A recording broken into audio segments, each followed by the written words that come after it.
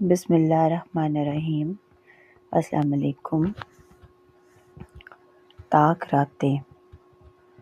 پرانے زمانے کی بات ہے، ایک شہر میں یوسف نام کا ایک نوجوان رہتا تھا۔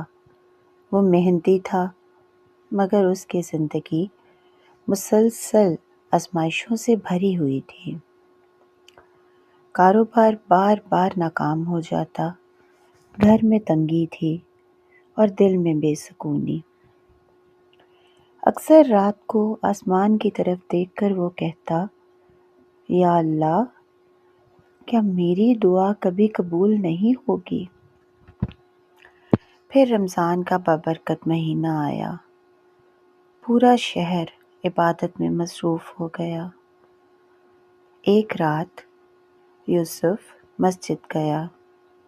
نماز کے بعد امام صاحب نے لوگوں سے کہا، اے لوگو، رمضان کی آخری 10 راتوں میں ایسی رات آتی ہے جسے لیلۃ القدر کہا جاتا ہے، اور قرآن میں اللہ تعالیٰ فرماتے ہیں، لیلۃ القدر 1000 مہینوں سے بہتر ہے۔ مسجد میں خاموشی چھا گئی۔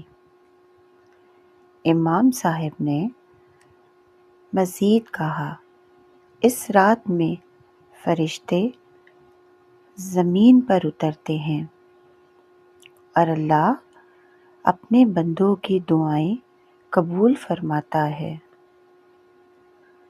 عید سے پہلے آنے والی چاند رات بھی ایک بہت بابرکت رات ہوتی ہے۔ حدیث میں آتا ہے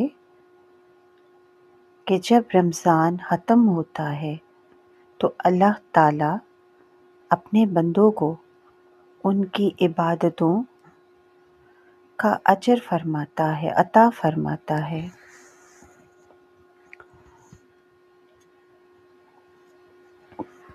یہی وجہ ہے کہ اس رات کو انعام کی رات بھی کہا جاتا ہے۔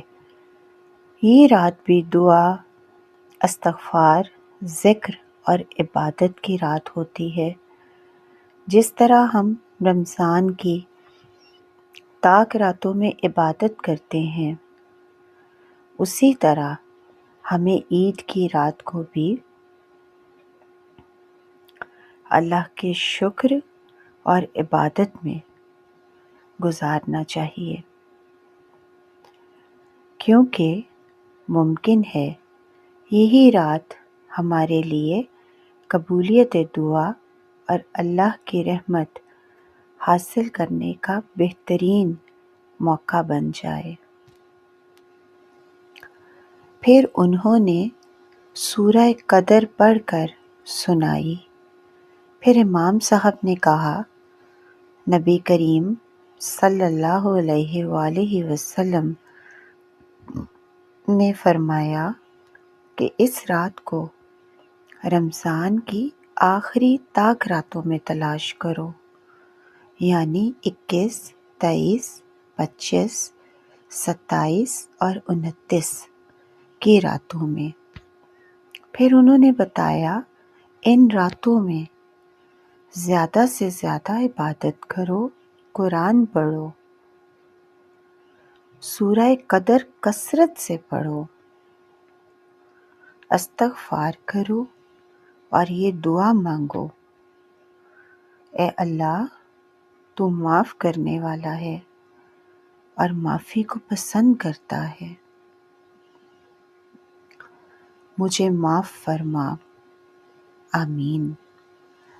یہ باتیں سن کر یوسف کے دل میں امید کی روشنی پیدا ہوئی۔ اس نے دل میں کہا، اگر ایک رات 1000 مہینوں سے بہتر ہے تو شاید اسی رات میری تقدیر بھی بدل جائے۔ یوسف نے فیصلہ کیا کہ وہ ہر طاق رات مسجد جائے گا۔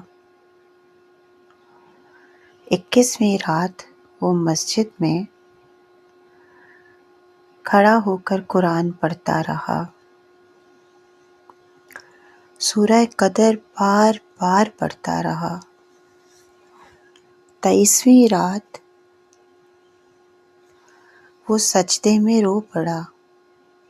وہ کہہ رہا تھا، یا اللہ، اگر میرے گناہ بہت زیادہ ہیں تو تو اپنی رحمت سے مجھے معاف کر دے۔ 25ویں رات اس نے دل سے استغفار کیا، مگر اس کے دل میں سب سے زیادہ امید 27ویں رات کی تھی۔ یہ رات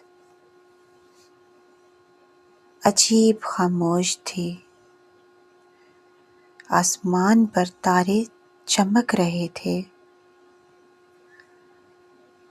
یوسف تہجد پڑھ رہا تھا۔ پھر وہ سجدے میں گر گیا۔